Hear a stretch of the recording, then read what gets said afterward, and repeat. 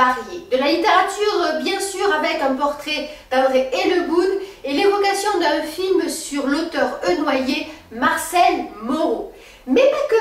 Nous parlerons BD avec une expo très originale de Frédéric Janin et Stéphane Liberski qui publient un livre collector sur leur très célèbre chien bleu, Froude et Stouff, révélé par la télé. Nous évoquerons également la revue Générale qui redémarre après une petite interruption de 2 ans avec un nouveau rédacteur en chef. Alors, à signaler que cette revue est la plus ancienne de Belgique puisqu'elle est née en 1865.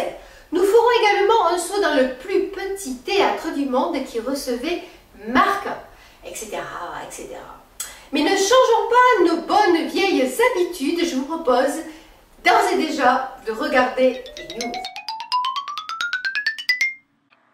Nous sommes à Braine-le-Comte, Sgravenbraken pour les Flamands, sur la route de Mons un peu avant Soigny, et nous y sommes pour l'avoir promis à Jackie Lambotte, qui organise pour la 2e fois un salon du livre qui prend tout doucement place. Alors là, c'est la salle des mariages de l'hôtel de ville, prêtée pour l'événement. Il fait beau dehors, c'est dimanche, l'ambiance est cool, même si on ne se marche pas sur les pieds, car c'est le problème de ce genre de salon, celui d'attirer du monde. C'est pas un très bon jour pour venir en voiture aussi. Venir en voiture, ouais. Non, parce que c'est la kermesse. Oui, la place est encombrée. D'ailleurs, écoute, franchement, je me suis parqué n'importe où, et j'espère qu'on ne va pas me l'enlever, mais je ne pense pas. Non, je ne pense pas quand même. C'est dimanche, hein. Quand même. Ça fait combien d'années que tu fais quelque chose à Braine-le-Comte? Parce qu'il n'y avait pas grand-chose avant. Hein. Mais écoute, ici à Braine-le-Comte, moi je suis installée depuis 6 ans. Et j'ai d'abord commencé, en collaboration avec le plan de cohésion sociale, à installer une bourse aux livres. Oui. Ça a commencé comme ça. Puis j'ai entendu dire qu'il y avait des poètes, des écrivains dans Braine. Il y en a partout, et j'ai dit à la dame qui s'occupe du plan de cohésion sociale, pourquoi est-ce qu'on ne ferait pas quelque chose rien qu'avec eux? Donc l'année passée, on a fait la première édition. Et j'avais quand même 18 auteurs qui sont venus. C'était sympa. Puis cette année-ci, ils sont une trentaine. Ce qui est bien, c'est que la salle est confortable. Hein. Voilà, c'est la salle des mariages, c'est assez neuf. On a toutes nos aises. Hein. Vraiment, ils ne sont pas 100. Hein, mais... Non, mais peu importe. Voilà. C'est pas tellement le nombre d'auteurs qui importe, c'est le nombre de visiteurs. Et là, dans tous les salons du livre actuellement, c'est vraiment un problème. Hein. C'est la grosse question. Parce que tout roule. Je suis super contente, je suis venue sereine parce que tout le monde est content déjà de se voir ou d'être bien en emplacement. Maintenant, je commence à me dire quand est-ce qu'ils vont venir en fait. Ouais. Où il pleut, ils ne sortent pas, il fait froid, ils vont à la montagne, il fait bon, ils s'en vont. Où ils dorment, je ne sais pas, mais c'est très très difficile, je comprends. J'ai parlé avec d'autres Est-ce que tu ne penses pas aussi que c'est peut-être le livre qui est moins porteur qu'avant? Non, moi je pense que les gens, quand ce n'est pas festif, ils n'ont pas envie de sortir. Parce qu'ici à Braine-le-Comte, il y a beaucoup de festivités musicales. Et le centre culturel est très actif aussi. Parce que moi je suis soutenue ici par le plan de cohésion sociale, la bibliothèque communale et le centre culturel. Et tu as un subside pour faire ton salon du livre? Eux, ils ont un petit subside pour aider une citoyenne qui a des idées, une citoyenne, un citoyen. Maintenant, l'année passée, ils ont vu que c'était bien, donc cette année, on a un tout petit subside qui sert juste à me donner quelque chose, un lunch et un verre, et faire les affiches, voilà. Ah oui, et puis tu fais un gros travail, un gros ramdam sur le net. Hein. Je fais beaucoup sur le net parce que j'ai le temps. Je suis pensionnée, donc j'ai que ça à faire. Et c'est pour ça que je m'y suis plus intéressée. Et pour l'année prochaine, parce que j'ai déjà des gens qui attendent pour l'année prochaine. Pour l'année prochaine, oui, chaque année, ça va se développer. On va trouver d'autres idées. Il faut trouver aussi une communication plus importante. Mais moi, je me dis que même si tu as de la communication, si tu ne veux pas sortir, tu ne sors pas. Alors, que faire pour attirer les gens? Ouais. Mais ce que je pense qui est peut-être intéressant, je suis occupée à songer à ça, c'est trouver un endroit dans Braine où je pourrais dire au début, voilà, un dimanche par mois, pendant 2 heures, un auteur peut venir parler de son livre et on boit un café, on en discute, quelque chose de tout informel, très gentil, tu vois. Ça se fait beaucoup, hein? Oui, mais il faut trouver les endroits où quelqu'un veut bien ouvrir son magasin, sa boutique un dimanche ou un samedi ou un vendredi soir, tu vois. Ou bien un café, un restaurant. Oui, mais il faut quelque chose qui reste un petit peu dans le truc littéraire. Il faut pas... Qu'est-ce qui te motive? Parce que sans toi, il n'y aura rien. Hein. Ben écoute, j'ai toujours été une grande lectrice. Ça, c'est de famille. Les grands-parents, les parents, maintenant mes petits-enfants, on est des lecteurs. Seulement, quand j'ai commencé à connaître les auteurs ici, notamment Jean-François Foulon à Brennes et tout ça, je me suis rendu compte quand même qu'il y avait une autre façon de lire que de lire toujours des livres qui sont traduits. Traduits de l'anglais, traduits du chinois, traduits... Ah bon, tu ne lisais pas du belge? Je lisais du belge, mais pas du toujours. Français? Pas toujours. Bien un sûr. peu de tout. Et depuis que je suis sur le salon, je lis plus du tout que des auteurs du salon. Alors Marcel, dans le brouhaha, Oui, mais quand même, Mons, ça se prépare aussi. on se prépare très bien. On a beaucoup d'auteurs de Chloé Délice qui vont participer. Il n'y a que Anne-Sophie Malice qui s'était... Oui, elle n'est pas bien, mais elle m'a dit qu'elle venait quand même une heure ou deux. Karine Lordéguin, Cathy qui est ici, Jean-François Foulon, j'en oublie peut-être, mais enfin, ça se prépare bien. Tu es ici avec Thierry Marie. Je suis ici avec Thierry Marie et voilà, tout se passe très bien. Et tu as ton nouveau bouquin? Et j'ai mon nouveau bouquin. C'est quoi? Donc, bordélique alchimie. Oui, ça, j'ai vu. Parce que je dis, et si la vie n'était qu'une bordélique alchimie, finalement. J'aime bien le titre. Voilà. Et alors, j'ai eu la chance, j'avais proposé, il y avait un illustrateur qui est bien connu ici dans la région, Frédéric Merthe, Fredem. Il avait lu un de mes poèmes, Le Parapluie, et ça lui a inspiré, donc la couverture, tu vois, il y a un parapluie, voilà. Et alors, il a même fait ça en plus grand, aussi grand que là, et il l'a vendu. On se retrouve à Mons, alors. Oui, je le présente ici et à L'année Mons. dernière, tu n'y étais pas, hein? Mais non, hein, j'avais fait une chute. Oui, j'avais ton fait une garage. chute dans mon garage. Les deux pieds foulés. Et maintenant, ils ont l'air en forme. Hein. Mais cette année, touchons du bois.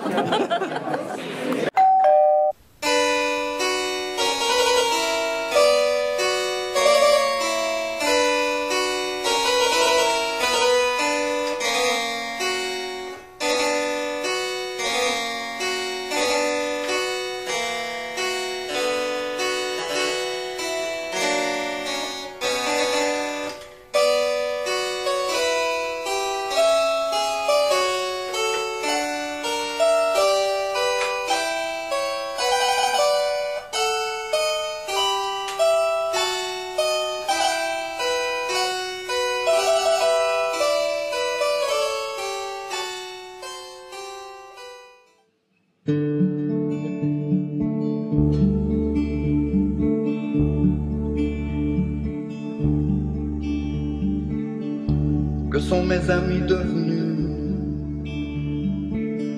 que j'avais de si près tenus, et tant aimé. Ils ont été trop clairsemés, je crois le vent les a ôtés. L'amour est morte. Ce sont amis que vent emporte, et ils vantaient devant ma porte, les emporta.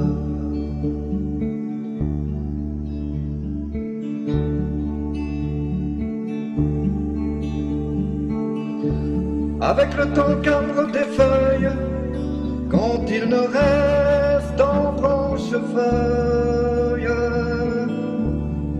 qui n'aille à terre, avec pauvreté qui m'atterre, qui de partout me fait la guerre, les emporta.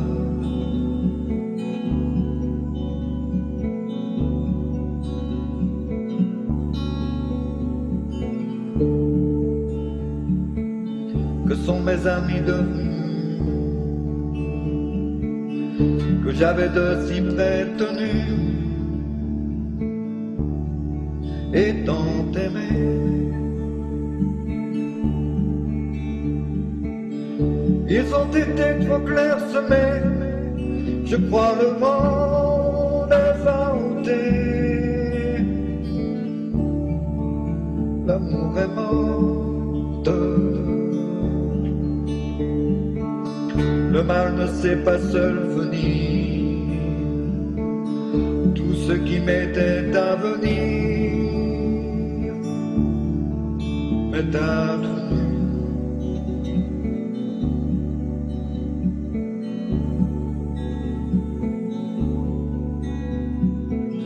Pauvre sens et pauvre mémoire,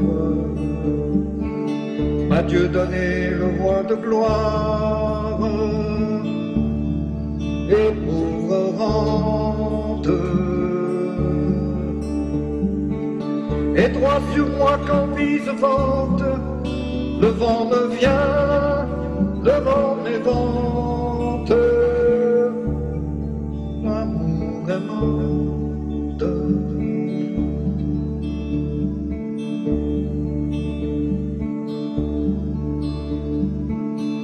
Ce sont amis que vent emporte, quand ils vantaient devant ma porte, les emporta.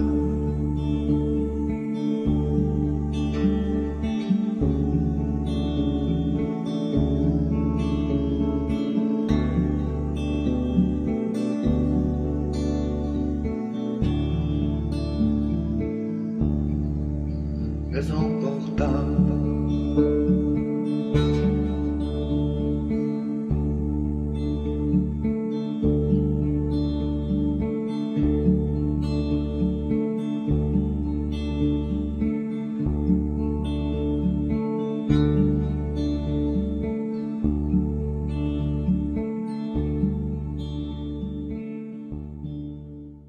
Vous avez reconnu la douce voix de blues du commandant Danowski dans Pauvre Rutebeuf de François Fillon, une chanson du XIIIe siècle mise en musique par Léo Ferré.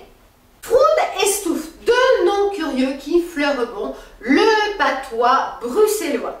C'est dans le prestigieux espace de l'Art Wicker d'Issel, c'est à Bruxelles, que Frédéric Janin et Stéphane Liberski ont présenté le nouvel album des fameux Froude et Stouff, leur très célèbre chien bleu philosophe qui sévissait à la télé. Et Fred n'est pas seulement le dessinateur de Spirou, il était également, avec son compère Stéphane, l'un des créateurs des Snoop, dont toute la Belgique se souvient lorsqu'il s'éclatait sur Canal+, avec une gouaillerie et une verve qu'on n'a pas oublié, et bien entendu un accent belge à couper au couteau. Tout comme chacun rit encore des pubs télé qu'ils ont tourné pour les pots de mayonnaise de Vos les Mins, qui se terminaient invariablement par l'éternel cri du cœur et de l'estomac à table.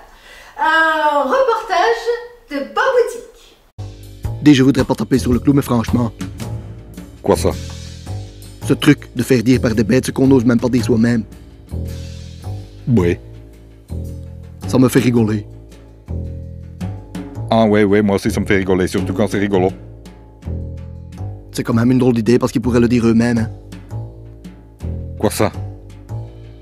Eh ben, tout ce qu'ils nous font dire. Oui. Il y a juste un truc qu'ils pourraient pas faire eux-mêmes. Oui. Ça serait tout de suite mal interprété. Je vois ce que tu veux dire. Ça. Anne-Catherine en est où ici?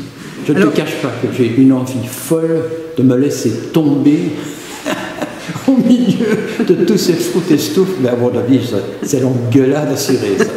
Oui, mais bon, je serai là pour les restaurer, puisque mon métier, c'est d'être une restauratrice d'art. Mais c'est quoi ici? En plus d'être une artiste. C'est superbe cet endroit. Alors, c'est un centre de restauration et de conservation des œuvres d'art. Ah bon? Nous sommes un collectif, donc professionnel, et En plus de nos ateliers, nous avons cet espace d'exposition qui nous sert pour des expositions temporaires. Alors moi je suis spécialisée dans ce qu'on appelle les arts premiers, donc c'est-à-dire les arts d'Afrique. Primitifs. Les arts premiers, primitifs, les arts des non-européens des 5 continents. Ah, voilà. Donc, et je suis plus particulièrement encore spécialisée dans l'archéologie. Donc voilà, l'Afrique. Tu restaures des squelettes? J'ai jamais restauré de squelette, mais ça pourrait bien arriver. Ah, comment ça se fait que Fred et Stéphane sont venus ici pour... Alors ils sont venus ici parce que je suis la femme de Stéphane. Ah ben voilà. C'est un très bel endroit. Hein, c'est un très très bel endroit. La maison est classée au patrimoine et elle est très célèbre. C'est la maison de la famille Wolfers. Donc, et ça a été construit en 1930 par l'architecte Egerix. Oui. Paraît que c'est son enif. À qui? L'enif de qui? Ah oui, juste. Encore? Déjà? Oui. Ça ne nous rajeunit pas, comme on dit. Oui, et encore? Quoi et encore? Ben eux, les humains, ils doivent pas faire x7. x7? Ben oui, pour nous autres, 1 an égale 7 ans. Oui. 2 ans, 14. Oui, je sais, on dit ça, mais... Oui, l'âge. Oui, l'âge. C'est dans la tête. Mais voilà. Hey, bon enif. Dans la tête. Alors il y a une raison particulière pour laquelle je suis content de vous avoir tous les deux, parce que j'ai un fils qui maintenant a 23 ans, et qui est fou d'un sketch que vous avez fait, et que j'ai vu 36 fois, que je trouve extraordinaire, avec ses grands chapeaux. Il voulait être impressionné par rien, par personne. Rien qui nous impressionne. Non. Alors ce sketch-là, est-ce que vous en avez déjà fait un meilleur ou pas? Je ne sais pas. Est-ce que vous vous rendiez compte de ce que vous faisiez à ce moment-là? Jamais. Dieu merci, au moment où on l'a fait, on ne s'est pas dit, on va marquer l'humanité. Mais c'est quand même un des meilleurs, non? Ah oui, ça dépend des points de vue. Mais les autres ne sont pas mal non plus. Difficile à dire nous-mêmes, hein, c'est le point de vue des... C'est là que tout commence. Hein. Ouais. Nous proposons et puis les autres disent. Les gens qui décident, le public décide. Mais voilà. Mais les SNUL, c'est définitivement terminé? Oui, enfin l'esprit reste. Hein. Oui. Mais l'équipe elle-même, c'est un peu disloqué, parce qu'il y en a un qui est parti vivre au Canada, donc déjà, il faudrait qu'il rentre, ce serait compliqué. Ouais. En fait, on est chez toi ici, non? On est chez moi. On est chez moi. C'est l'espace galerie de l'atelier de mon épouse. Anne-Catherine, c'est ça? Voilà, Anne-Catherine. Qu'on vient de voir. Oui, je viens d'interviewer. Je trouvais ça tellement extraordinaire que c'était le cas de demander ce que c'était, qui et quoi. Ah bah je n'étais pas au courant. Non, on ne te dit pas tout non plus. Hein. Interviewé en cachette. Bon, alors ce que je voulais vous demander, Froud et Stouff, ça s'est créé quand, grosso modo? Une bonne vingtaine d'années. Ah, quand même, hein, il me semble. Hein. Ils ont plus que 20 ans, à mon avis. Là, je me pose une question, pourquoi ils sont bleus? Il y a pas, ça n'existe pas, les chiens. C'est la grande question à laquelle on essaie de répondre, d'ailleurs, dans les textes critiques de l'ouvrage que nous sortons aujourd'hui. Ah bon. Mais ce sont des chiens philosophes, philosophes. Philosophe, complètement. Philosophe ou philosophe? Philosophe, c'est bien aussi. Oui, je crois que les deux sont bien. Les deux sont bien. Parce que j'ai même vu notre ami Eric qui était là. Eric est là, oui. Eric est partout. Il est partout. Il est partout. Non, je voulais dire, ce sont des chiens philosophes ou philosophes, mais qui expriment des choses. On va les retrouver peut-être dans la presse. En tout cas, cette semaine, on les trouve dans le Vif. Le Vif a ouvert cette page à Froud et Stouff qui se baladent dans le Vif et qui ont 2-3 considérations toujours aussi philosophiques. Oui. Disons, ils ont des considérations. Ce sont des patchs, un peu, hein, comme on dit. Ils sont quand même un peu bruxellois. Hein. Oui. Et à l'époque, quand on a créé ces personnages, c'est parce que ça faisait des années qu'on faisait déjà des petits dialogues avec nos têtes comme ça. Même en télé. Hein. En télé, oui. Mais ils sont nés à la télé. Ah, ils sont nés à la télé. Oui, dans Jacques Tolly. J'aime autant de t'ouvrir les yeux. Mais Anne-Catherine m'a dit que tout ça vient de Chine. Oui, ça vient de Chine. On aurait dû lui dire de ne pas le dire. Hein. Mais pourquoi? Ça, il faudra couper. En fait, on pourrait vendre le tout comme une œuvre d'art, non? C'est fait. Ah, on a oublié de le mettre dans la feuille des prix. Quoi? On a oublié de l'indiquer dans Non, mais franchement, on voit tout dans les expos. C'est extraordinaire. Ça ne déparerait pas. C'est un peu comme l'armée. Ça a quelque chose à voir avec la Chine, ça a à voir avec l'armée des Ming. S'il y a une gamelle qui disparaît quand je m'en vais, vous allez le voir, évidemment. On risque de le voir, oui. Non, mais il y a des caméras de surveillance partout, je ne sais pas si vous avez remarqué. Alors on oublie. Bon, écoutez, voilà, moi je suis content, on vous connaît, on sait ce que... Quelle est ta dernière actualité, toi, maintenant, à part ceci? Ma dernière actualité, c'est que j'ai... Parle de ton bouquin. Oui, j'ai édité un livre. Tous les deux, un livre est sorti en mars dernier chez Albin Michel, un roman qui s'appelle La Cité des femmes. Ah, chez Albin Michel? Et oui. Ah. Ça coûte du cinéma aussi. Hein. Absolument. Avec Bouli Nanès? Absolument. Ta copain? Est-ce qu'il vient ce soir, Bouli? Oh, tu sais, les liégeois sont difficiles à bouger. Hein. C'est parce que c'est ce soir le vernissage de l'expo. Je le dis pour les gens qui... Parce que les gens, ils vont voir ça après, ce sera trop tard. Ah oui, ce sera trop tard. En tout cas, je vous remercie. On va faire un truc parce que franchement, l'ambiance y est et je trouve que ça revient de la gueule. Merci. Merci. Rodrigo, fuego.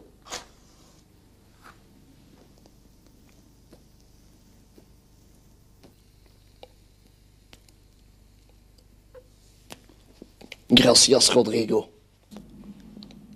Alors, quelle nouvelle? Mais rien de spécial, ça suit son cours, et toi? Pareil. Le problème, c'est qu'il n'y a vraiment plus rien qui m'impressionne. Exactement, comme moi j'ai parfois l'impression d'avoir un peu tout connu. Voilà, il arrive un moment où on en fait le tour. Mais écoute, c'est normal quand tu as un peu d'argent, quand tu as une belle maison, quand tu as une belle voiture, que tu es un peu jalousé de droite à gauche, que tu as une belle gueule et que tu es assez bien fait de ta personne. Qu'est-ce que tu veux qui t'impressionne? Déjà, tu n'as pas de problème avec les femmes, hein? Moi, j'ai des tas de gamines qui viennent tourner autour de moi avec leurs yeux de biche. Ça m'impressionne pas, tu sais. Pareil, moi, ça me fait rien du tout. Je reste de glace. Qu'est-ce que tu veux qu'elle m'apporte?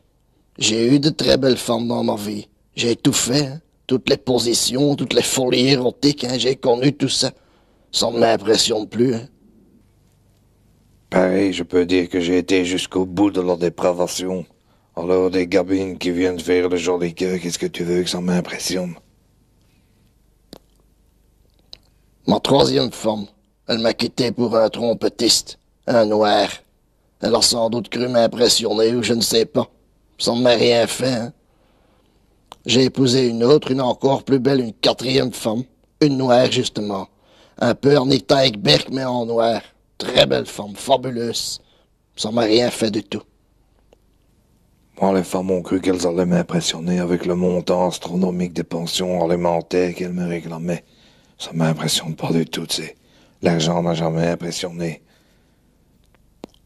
De Lougne, le ministre, il croit m'impressionner parce qu'il a un Bruegel et un Van Eyck chez lui. Ça m'impressionne pas, hein? Je m'en fous. Mon cardiologue, quand j'ai eu mon triple pontage coronarien, il a cru m'impressionner en me montrant la radio de mes poumons. J'ai allumé un bon cigare, c'est lui qui était impressionné, vieux. Quand Bob est mort d'une overdose, là, ça m'a fait un petit quelque chose. Mais déjà, quand Luc est mort, ça m'a plus rien fait du tout, hein. Et quand on a joué devant 600 000 personnes à Rotterdam, ça m'a pas impressionné, rien du tout. Y a rien qui m'impressionne. Sauf peut-être un beau chapeau. Oui, ça, oui. Oui.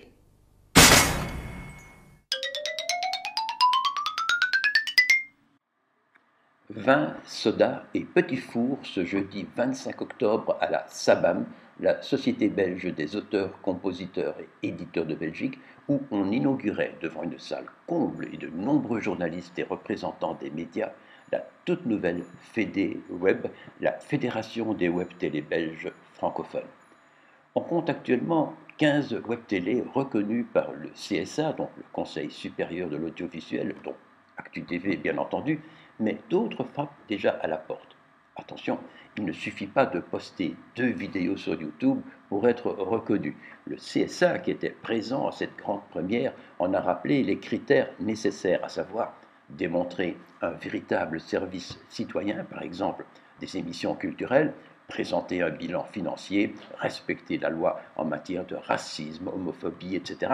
Autant de spécificités que les 2 dirigeants de l'association, Serge Mbata, président, et Véronique Rochat, vice-présidente, ont détaillé par la suite dans leur allocution par ailleurs très applaudie.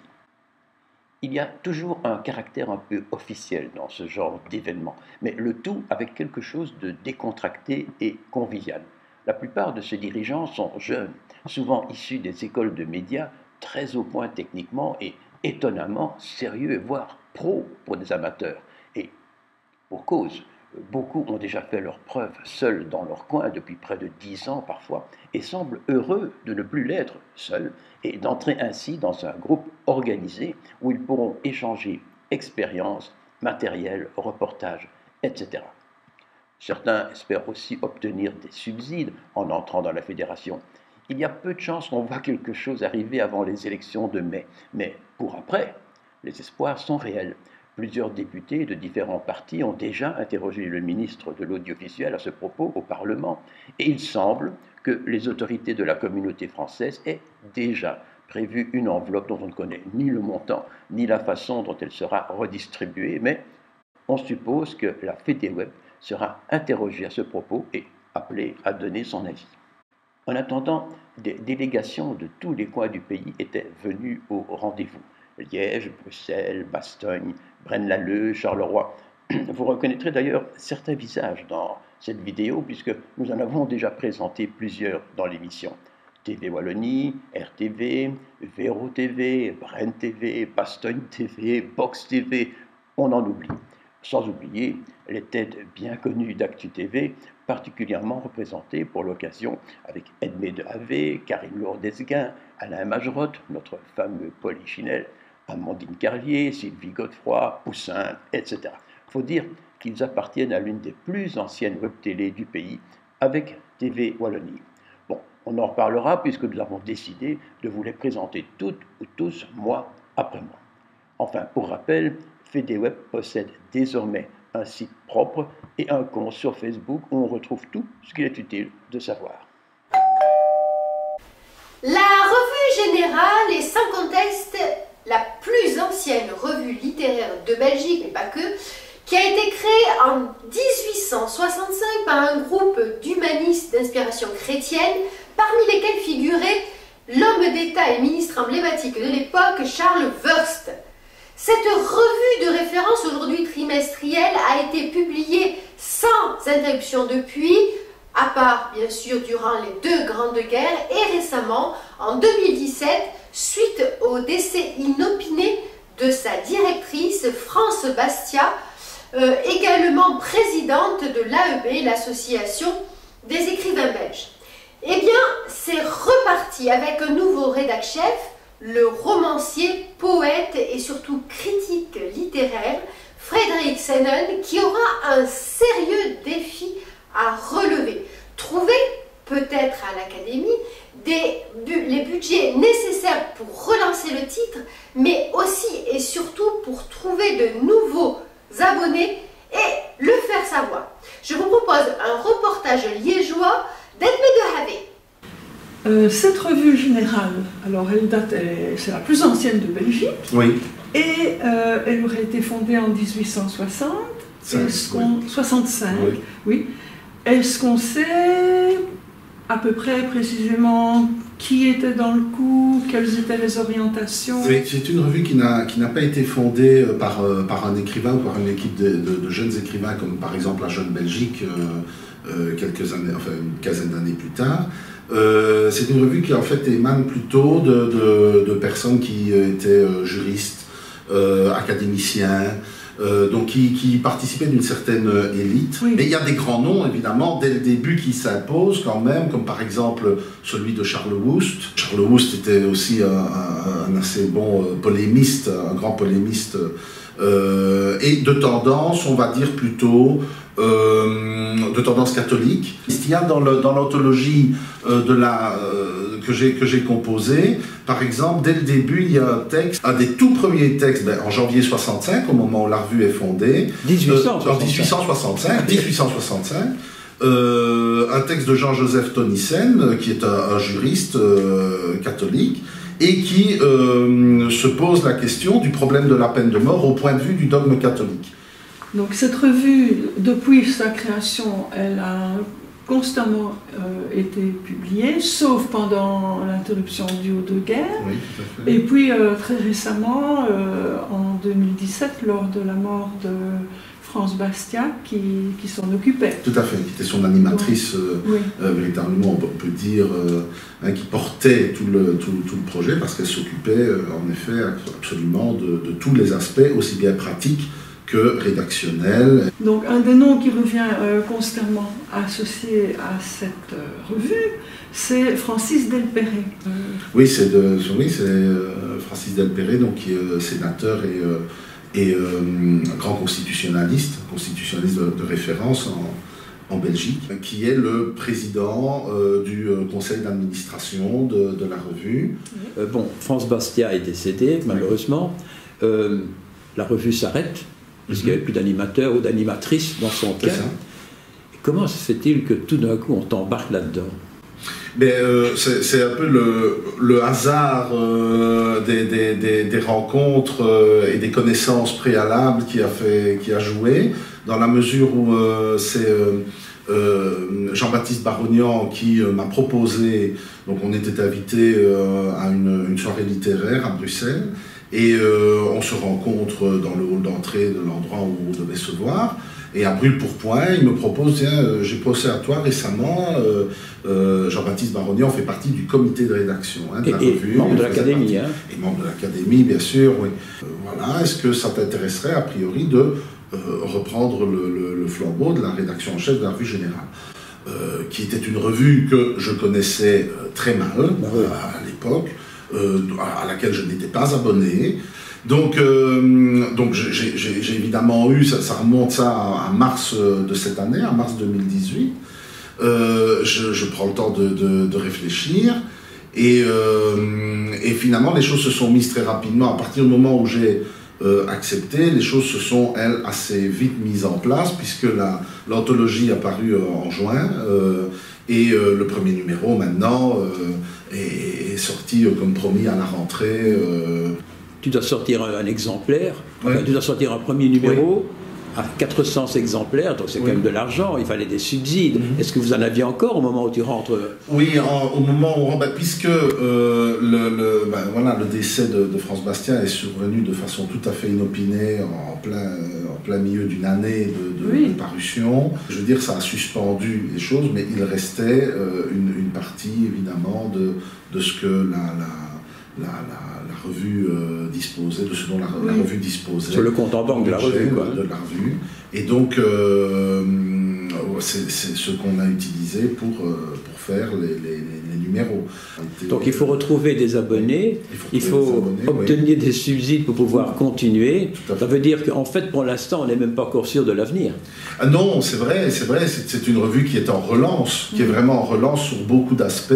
Est-ce que le nouveau rédac-chef va continuer une revue, je dirais, de réflexion, d'humanisme chrétien? Est-ce qu'il est chrétien lui-même?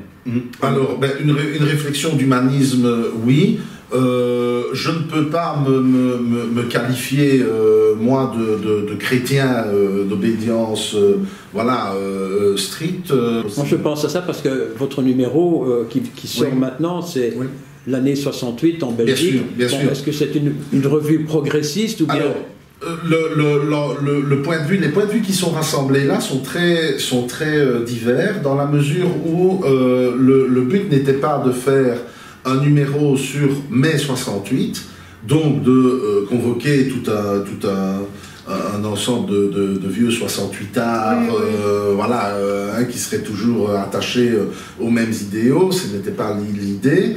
L'idée, c'était de poser un regard sur cette année qui est quand même en Belgique pas uniquement marquée par le coup de l'influence des événements de mai à Paris, mais qui est aussi celle d'un très grand tournant identitaire, communautaire, avec l'affaire de Louvain, etc.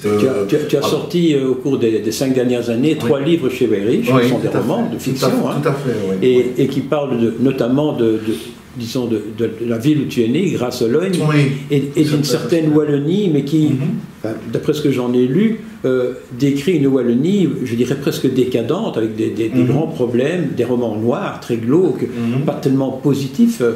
Mais la Belgique est un pays...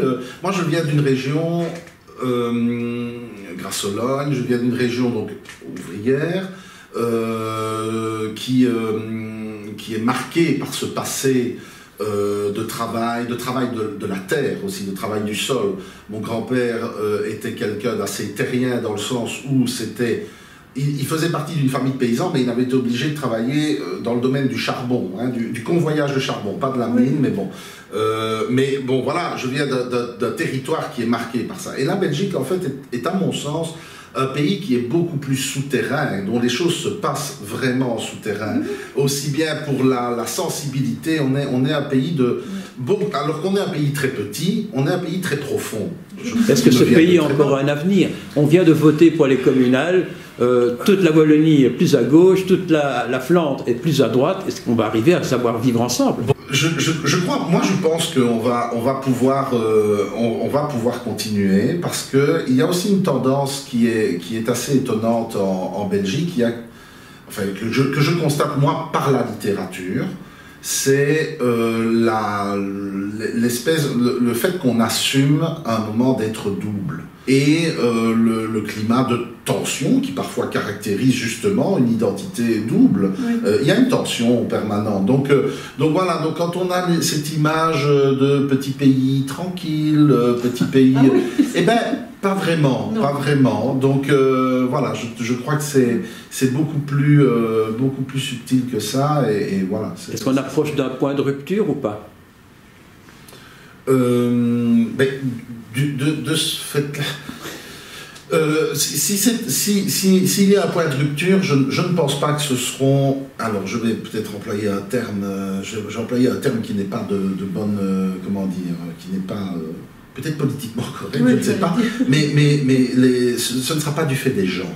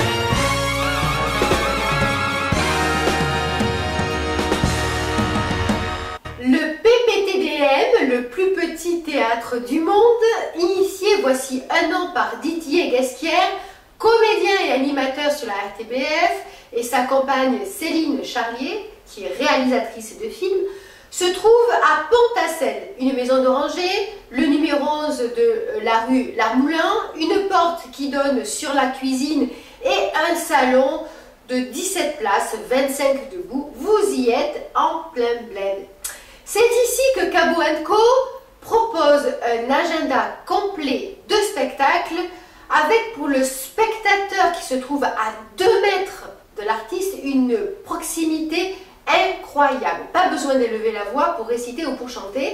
C'est comme si Marca, la vedette de la soirée, débarquait chez vous avec sa guitare, se mettait à table et en profitait pour animer la soirée. Car ce soir-là, c'est le grand Marca, le mari de Laurence Bibot et le père de Roméo Elvis et Angèle, étaient à l'affiche tout simplement. Bon, alors Didier et Céline, moi je suis un peu estomaqué de voir que tu annonces le plus petit théâtre du monde, alors qu'on pourrait très bien jouer une pièce de théâtre dans une cabine téléphonique. C'est vrai, mais avant de me dire que c'était réellement une vérité vraie, le plus petit théâtre du monde, je me suis renseigné. J'ai constaté qu'il y avait des théâtres à Paris, qu'il y avait des théâtres en Italie qui se revendiquaient comme étant, mais qui n'avaient pas l'appellation. Donc, et je me suis rendu compte qu'ils avaient une capacité de chaque fois 40 ou 50 personnes. Il faut savoir qu'à Berlin, il y a un endroit qui se prétend le plus petit théâtre du monde, mais il y a une vingtaine de pièces où les comédiens jouent chacun dans une pièce. Donc ils peuvent avoir des centaines de personnes par soir finalement. Donc ici, c'est réellement le plus petit théâtre du monde. C'est même pas un théâtre. En fait, tu es chez toi. Ouais. Donc les gens, ils sonnent, on ouvre la porte, on est dans la cuisine. Et puis bon, tu as mis un peu d'ordre parce que Marca vient aujourd'hui, mais en fait on est chez toi. Totalement. Voilà. Alors ça veut dire que les gens qui viennent ici, qui vont chanter, parler, réciter, ils sont tellement proches des autres, c'est comme si tu demandais à ton voisin de venir te raconter une histoire. C'est exactement ça. Voilà, c'est l'idée de jouer dans une intimité, et parfois ça fait un peu flipper aussi, parce qu'ils jouent vraiment les yeux dans les yeux, il n'y a pas de scène, donc voilà, on joue face à face. Je suis parfois un peu ennuyé quand je vais au théâtre et que je vois des choses un peu grandiloquentes où on crie forcément alors qu'on ne doit pas nécessairement crier. Et je me suis dit, le jour où j'aurai la possibilité de décider moi-même des choses, eh bien je vais un peu comme le dogma au cinéma, décider de certaines lois. On ne crie pas, on ne cabotine pas, on ne surjoue pas, et donc je l'applique à moi-même. Je voudrais qu'on parle budget. Parce que on peut parler budget. Oui, mais tu vas inviter 17, 20, 25 personnes, ça fait, à moins que chacun paye 200 € pour venir ici, ce qui m'étonnerait quand même. Comment vous faites pour en sortir? Parce qu'il faut quand même...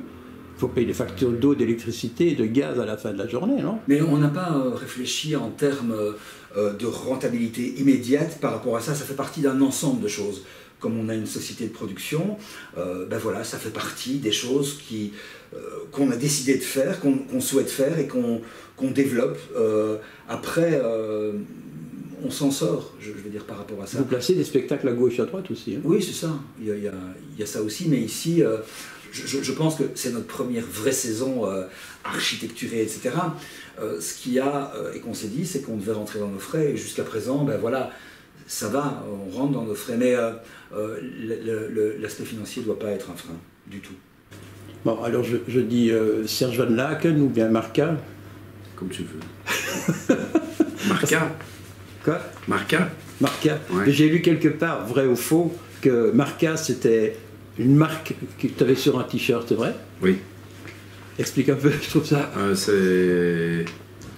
En fait, ma mère m'avait offert un t-shirt Marcasso. Ah oui. Parce qu'elle travaillait elle-même dans une boîte qui vendait des salaisons. Ouais. Et elle m'a donné ce t-shirt, je l'ai mis, et puis un copain m'a vu, et à partir de là, ils m'ont appelé Marcasso pendant des années. D'ailleurs, sur les albums d'Aller Aller. Ouais. Je joue de la basse, à côté de la basse, il y a écrit Marcasso. Mais on s'est vu en juin 2014 devant un container qui était en fait une poubelle immense. Ouais. Mais tu avais oublié, je crois, mais je vais t'envoyer le lien. Ouais. On avait fait un petit peu le tour, on avait parlé d'Aller Aller, on avait parlé des succès que tu avais fait. Et moi je trouve qu'il y a un truc qui est sorti entre-temps que j'ai trouvé vraiment extraordinaire. What's Going Wrong. What's Going Wrong. Ouais. Ce que je trouve dommage, c'est que cette chanson n'est pas connue plus de succès. Je veux dire, est-ce que c'est parce que, je ne veux pas dire qu'elle est politique, hein, je veux dire au contraire que, parce que quand on s'occupe peut-être du sociétal, c'est peut-être plus dans la mode pour l'instant ou quoi? Je sais pas. J'ai eu beaucoup de déconvenus au niveau des passages radio de mes chansons. Tu ne sais pas toujours pourquoi ça marche, tu ne sais pas pourquoi ça marche pas. Moi, je suis persuadé que cette chanson est terrible. Vraiment, elle est très bonne. Elle est franchement bien. Et ce que tu me dis là, il y a d'autres potes qui ne sont pas des fans de Marca, mais qui sont des amis qui m'ont dit... Non, mais même pas en tant que fan, je te le dis franchement, parce que moi je trouvais ça chouette. Hein. Voilà. Nous, on l'a passé d'ailleurs, hein, dans l'émission. C'est comme ça. Ça ne va pas t'empêcher de dormir le soir, quoi. Parfois, ça m'empêche, oui, de dormir. Parce que je me dis qu'il y a il y a des injustices, mais je veux dire c'est des injustices mineures, parce que je dors dans une chambre confortable, dans une maison confortable, j'ai des enfants, j'ai un métier, donc voilà, il y a des moments où tu as envie de te plaindre de ce qui t'arrive parce que ça ne marche pas assez, mais finalement, il faut un peu relativiser. Bon, ça va peut-être t'embêter si je te dis ça, mais par contre, ça marche très bien pour tes enfants. Hein. Ça ne m'embête pas du tout. Ah non, mais parce que, tu sais, on se dit, ici on parle de Marca, on ne parle pas d'Angèle et de Roméo. Non, mais on peut parler de mes enfants, ils font partie de ma vie. Tu dois être super fier, non? Je suis très fier, mais plus que d'être fier, je suis content pour eux. Inquiet peut-être aussi. Mais laisse-moi parler, tu vas voir que... je suis content pour eux de ce qui leur arrive. C'est une situation très particulière hein, d'avoir deux enfants qui réussissent à peu près en même temps, dans le même milieu et en même temps qui font une musique tout à fait différente. Une femme, bien sûr, mais ça c'est pas nouveau, ça fait des années. Oui. Et donc on a énormément de chance, ma femme et moi, d'avoir des enfants qui fonctionnent très très bien, naturellement. Comme tu le dis, nous restons des papas on reste un papa et une maman, et nous avons des inquiétudes qui sont là par rapport au lendemain, on ne sait pas de quoi ils vont être faits, par rapport aussi aux pressions qu'ils doivent subir et tout ça. Mais ils savent qu'on est là, ils savent que s'ils veulent, ben, ils peuvent revenir chez nous, et je crois que autant leur maman que leur papa ont des bons conseils, sont de bons conseils. Parce que c'est un milieu qu'on connaît par cœur. Ben oui, voilà. Donc moi, j'ai entendu plusieurs fois Angèle à la télé, et même à la radio, et je trouve que cette fille, elle a une base. Ça vient peut-être de vous, j'en sais rien, mais... Elle a une maturité assez incroyable du haut de ses 22 ans. Elle m'étonne parce que je ne la savais pas aussi mature. Et je crois en fait que ma femme et moi... Enfin, je vais parler pour moi, je crois que je ne le savais pas. Parce qu'à la maison, on prenait peut-être beaucoup de place, ma femme et moi. Et mon fils aussi. Et Angèle était celle qui essayait de prendre sa place. Et quand on était à table, c'était comme elle était un petit peu pas toujours sûre d'elle, elle avait un peu du mal à s'exprimer avec les trois grandes gueules que nous sommes. Et en fait, ce qui était incroyable, c'est que c'est probablement la plus réfléchie de nous. Et elle est très intelligente, et là, elle nous en met plein la gueule, que je dis ça. Maintenant, il y a un truc que je trouve très attachant dans ton cas à toi, en tant qu'artiste, c'est que tu te balades partout, et que tu n'hésites jamais à jouer, comme ici, devant des petits publics, en proximité, sans chercher toujours les grandes salles. Oui. Et je trouve que ça donne un tout autre aspect, une toute autre ambiance. Il y a Vouzy qui fait ça dans les églises maintenant, et il paraît que ça marche très très bien parce que vous êtes très proches. Et toi, tu es déjà très ouvert. Donc, et ça marche bien, ce genre de truc. Oui, ben, tu sais, en fait, ça marche quand tu as décidé que ça marchait. Ma dernière question, mais là, c'est pour le fun. Hein. Tu es un grand amateur d'Anderlecht, hein, que je sache. Oui, tout à fait. Anderlecht. Anderlecht. Tu sors sur tous les pétards quand ils perdent. Non, quand ils perdent contre l'Union, ben, j'ai bon pendant 5 minutes quand même. Mais toi, c'est surtout le... Parce que je pense à tous mes potes qui sont supporters de l'Union et tous les autres Bruxellois qui gagnent contre Anderlecht. Qui ont fait un match terrible, hein. Ils ont fait un match terrible. Et quand tu gagnes contre Anderlecht, c'est toujours magique. Mais non, c'est vrai que je ne suis pas fan d'Anderlecht, mais je ne les déteste pas. Je les déteste quand on perd contre eux. Faut se marrer, quoi. Voilà, exactement. Mais tu as toi-même joué au foot, hein. Oui, mal. Oui, mais extérieur gauche est très rapide. Très rapide, trop rapide même. J'arrivais toujours avant la balle. Oui. Dans l'interview que tu nous as donnée, je t'avais posé la question, tu vas tellement vite, est-ce que tu laisses la balle derrière? Tu dis non, je la prenais quand même avec, mais la mettre dans le filet, ça non, ça c'était autre chose. Je n'étais pas vraiment doué pour le foot. Arrived alone, late last July, my broken bag and a sad grey sky. I couldn't find a room, I never got a smile. Oh no, they won't help you if you ain't got a file. Why don't you get back home? So scared, mad fear, feeling it don't look sincere. Maybe she is not from here. What's going wrong?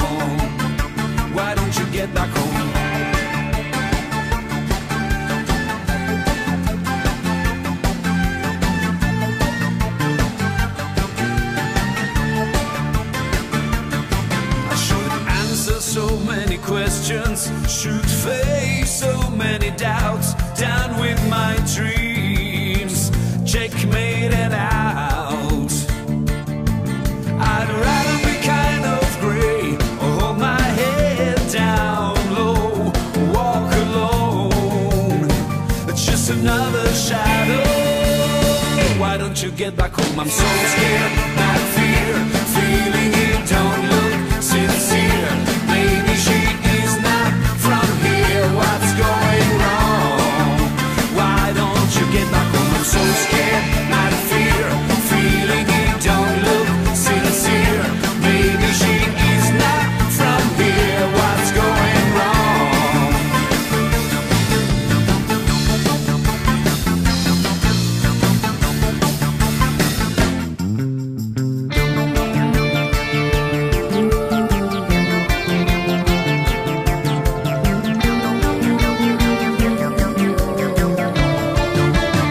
Why don't you get back home? I'm so scared.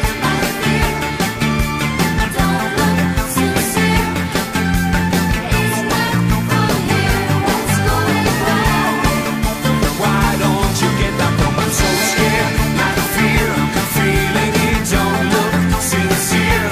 Maybe she is not from here. What's going wrong? Stéphane Thibault est un jeune comédien et réalisateur dont nous vous avons déjà parlé à l'époque où il venait de sortir l'un de ses premiers courts-métrages en wallon, Elle femme sous le terri, La femme sur le terri. C'était en janvier 2012. Depuis, il a fait du chemin puisqu'il s'occupe également de la roulotte théâtrale où nous l'avons rencontré pour parler d'un autre film qu'il est en train de réaliser sur l'écrivain eunoyé Marcel Moreau. Cet auteur, aujourd'hui âgé, a une œuvre considérable à son actif, surtout publiée en France. Il a reçu le prix de la communauté française de Belgique et méritait bien ce portrait filmé commandé par la maison Losso de Mons. Stéphane, alors, tu es quoi d'abord? Comédien, metteur en scène, réalisateur? Alors là, la question piège. Disons que c'est compliqué, parce que, enfin non, c'est très simple, c'est que petit à petit, c'est difficile de choisir, parce que c'est vrai qu'au début, c'était le cinéma qui me donnait le plus envie, et c'est en même temps, c'est ce que on est là pour ça, on est là pour un film documentaire sur Marcel Moreau, mais de plus en plus, je me rends compte que le cinéma m'a permis d'accéder à plein de choses, surtout à la littérature.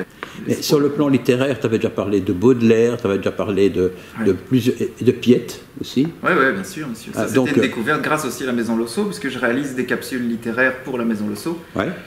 Et c'est comme ça, donc j'ai demandé à Françoise Delmet de la Maison Losso, je lui ai dit, pour le même prix que les capsules littéraires qui font 6 minutes, je te fais un documentaire sur Marcel Moreau, donc elle a dit d'accord. Oui, mais quand tu fais un film comme celui de Marcel Moreau, tu as quel budget? Oh, c'est le prix d'une capsule, donc c'est 2000, voilà. 2000 ouais. Bon, c'est 2 fois rien par rapport... surtout les allers-retours qu'on fait entre les différents intervenants, parce qu'on a 20 personnes interviewées dans le film, et on a Marcel Moreau qu'on a été voir souvent. Ça, c'est un plaisir, évidemment, mais bon, voilà. Il faut dire que, je dis, le gaillard, entre guillemets, a beaucoup voyagé. Hein. Oui. Il a fait le monde entier. Et comme pas du tout des voyages organisés, c'était un voyageur avec son baluchon qui partait. C'est évidemment un des auteurs corrosifs les plus dangereux pour les pensées établies, pour les normalités flics. Se dépasser pour s'atteindre, et j'écris. Se dépasser pour atteindre l'autre.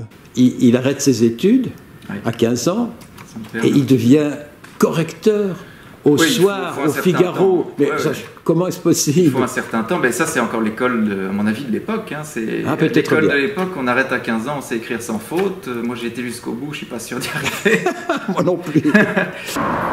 Alors, ici, on est à Dour, hein, mais devant l'Athénée. C'est ton Athénée? Oui, l'Athénée de Dour, où j'ai fait mes études aussi, et où Marcel Moreau a fait ses études. Moi, je l'ai pas arrêté à 15 ans, lui a arrêté à 15 ans.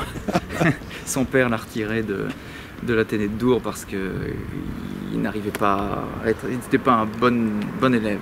Il a quand même écrit une 50aine de bouquins. À mon avis, même une 60aine, je pense. Ah, voilà. Et il a eu plusieurs fois, enfin, il a eu plusieurs prix, bien sûr, mais il a eu des prix sur l'ensemble de son œuvre, par plusieurs reprises. Hein. Mais pas assez, à mon avis, mais le premier livre, en tout cas, où lui a été salué. Renaudot, Goncourt. Il a été cité il était dans le journal à côté de Le Clésio. Donc c'était... mais évidemment... Le Clésio est un petit peu plus vendeur, il est passé énormément à la télévision et il présente très bien. Marcel Moreau est passé à la télévision à quelques reprises chez Pivot, mais Pivot lui a dit à son éditeur... C'était Gallimard, je crois, entre autres. Il y en a eu plusieurs, mais alors il a dit à son éditeur qui était de Montbûcher, ça on peut le trouver, il a dit « Je ne veux plus de Marcel, il n'est pas assez télégénique. » Pivot. Tu vois, ça, je donne... Là-dedans, je touche un noyau de vérité, tu vois, là, c'est pour moi quelque chose qui me... Brusquement, on parlait de cette lumière qui vient des ténèbres, qui n'est pas celle de la raison, et c'est ça. Là, je suis illuminé quand j'écris une phrase comme ça, tu comprends? Je suis par quelque chose qui n'était pas prévu. Il a une vie quand même très compliquée, également de par sa faute, entre guillemets. Il était un peu dépressif quand même. Il y a des périodes, mais enfin, c'est surtout des périodes. Il raconte toujours, il a eu une seule tentation du suicide. À mon avis, c'était à l'époque de Bord de Mort. C'est amusant parce que je vois Marc Quageber derrière toi, qui chronique dans notre émission très régulièrement sur l'histoire de la littérature. Oui, c'est une sommité à ce niveau-là. On ne pouvait pas, et c'est un ami de Marcel Moreau. Donc derrière son... C'est Frédéric Ball qui raconte que la première fois où il a rencontré Quageber, ou alors il le connaissait avant, mais il a vu derrière lui dans sa bibliothèque tout Moreau. Il dit « Vous aimez Moreau ?» Ah oui, alors ils sont rentrés. Mais Moreau, pour revenir à sa vie, je ne suis pas sûr, sa vie c'est la littérature, donc c'est compliqué de... C'est un type qui n'a jamais fait de concession, il écrivait et il avait son boulot. Donc il pouvait faire ce qu'il voulait au niveau de l'écriture, il vivait dans les sous-sols en tant que correcteur et il retournait dans son appartement où il sortait très peu. Alors ici on est à Boussu, hein? Oui. Et ça c'est sa maison? Oui, c'est la maison natale donc, de Marcel. Donc voilà la critique donc, de la mère de Marcel Moreau concernant son premier livre, Quinte. Mon cher garçon, j'ai déjà lu une partie de ton livre et je dois dire que je suis du même avis que la critique du Monde. Il est trop bourré. D'abord, je trouve que tu parles un peu trop des femmes, des seins de femmes, des fesses avec de la laine dessus. Et puis quand tu parles de la césarienne de Rennes, avec sa chair puante et de l'ouate dessus, il me semble qu'il y a un manque de respect pour la femme. Et le père de Quinte qui sent le pipi, et les crachats, les glandes, les verges, tout ça ne me dit rien. Note bien qu'il y a de beaux passages, mais aussi avec des mots trop compliqués. En résumé, un vocabulaire très riche, mais le style trop difficile. La suite, à plus tard, critique de ta mère, Louise. Chacun a sa vie, chacun vit comme il peut, aussi bien toi que moi. Parfois elle est droite, parfois elle est moins. Dans le cas de Marcel Moreau, il y a quand même pas mal de zigzags. Hein. C'est ce qui compte, c'est l'excès chez lui. Hein, donc c'est comme le dit Noël Godin, justement, l'excès est la mesure du réel. Il cite Marcel Moreau. Et la boisson aussi, non? La boisson, oui, mais c'est pas du tout d'une... C'était l'excès, mais dans ce que ça a de plus beau, quoi. Est-ce que c'est un Verlaine belge? Moi, je le comparerais plutôt à d'autres... Moi, pour moi, personnellement, mais après, il y a d'autres gens, d'autres comparaisons, mais moi, je le vois à mi-chemin entre Lautréamont et Léon Blois, quoi. Donc ça, c'est un passage, toujours livre-livre, mais c'est pratique pour pouvoir voir un petit peu la vie de Marcel. Et ça, c'est un passage assez marrant, qui permet de voir un petit peu tous les villages. Ouam et Couem sont des villages borains. Cela s'écrit comme une fin de quinte, comme un allaitement rauque de rocheurs. D'autres finissent en U, flénu, hors nu. Cela sonne dru et obtus. Puis il y a le nion de Carnion, pendant le nion. Aussi la série des I, Eugy, Herchy, Framerie, la Bouverie, qui mettent un peu de vie dans la toponymie. Enfin, il y a le tout petit Hénin, comme une haine de nain. Moi je suis né à Boussu, toute boussu. Le problème c'est que maintenant, donc on a été le voir, ça fait déjà 1 an et demi qu'on a été le voir, et on va le voir régulièrement.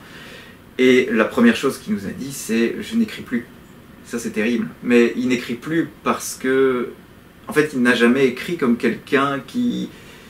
Pour qui c'est facile. Il écrit vraiment avec une virulence, il écrit avec ses pieds. Il le dit, il écrit avec ses pieds. Socher dit, il écrit en dansant.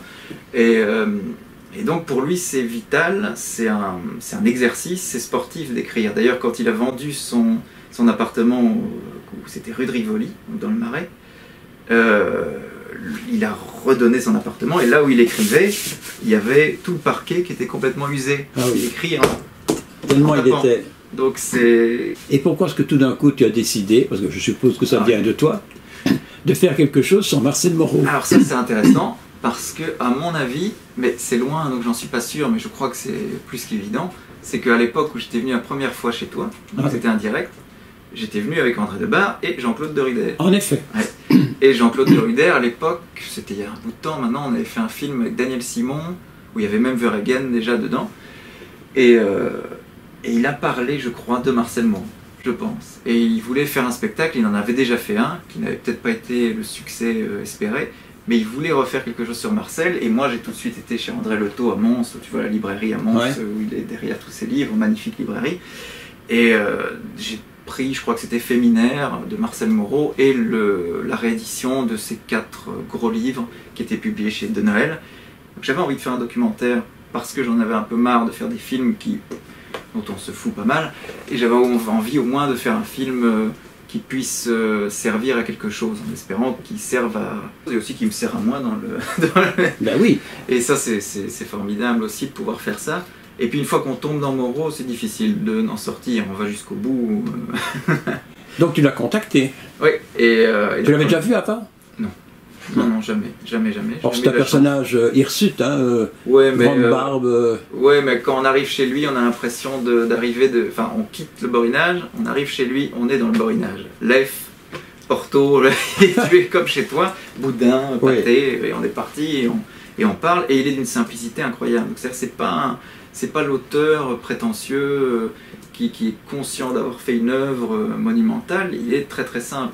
Et le plus curieux, c'est que quand il a appris que tu allais faire un film sur lui, il s'est remis à écrire. Au début, non, il m'a dit que c'était fini, donc qu'il n'écrivait plus. Puis c'est revenu, mais ça ne marchait pas bien, parce qu'il écrit vite, et après son écriture, je ne sais pas si on la verra dans le film, mais on peut après faire un plan dans ton film de son écriture, c'est difficilement lisible. Donc lui, il ne retape pas tout de suite. C'est pas du tout informatisé. Ben non, il retape après, mais comme il n'a plus la force pour le faire, le temps qu'il écrive rapidement, puis après le temps passe, il se relit, il n'y arrive plus, il ne sait plus se relire. Donc il a un paquet de manuscrits qu'il a réussi à écrire depuis qu'on l'a interviewé, mais qui reste là à l'état de brouillon, pas numéroté, d'ailleurs il le dit, j'aurais dû numéroter les pages. Et ça s'appelle Le Buveur de déluge, donc ça c'est le titre de son livre qu'il est en train d'écrire, mais qui ne verra sans doute jamais le jour, en tout cas ça c'est ce qu'il dit. Et bien voilà, c'est déjà terminé. Prochaine émission le dimanche 2 décembre. Il y en aura une autre avant Noël, le 23, après quoi nous entrerons de plein pied dans l'année 2019 avec le même enthousiasme vers de nouvelles aventures. Vous connaissez notre site www.actu-tv.net. Vous pouvez bien sûr y accéder d'un simple clic via Google, YouTube et les réseaux sociaux Facebook, Twitter, etc. Une adresse mail si vous souhaitez contacter l'un ou l'autre de nos collaborateurs, c'est baudouin.boutique@skynet.me. Bye bye.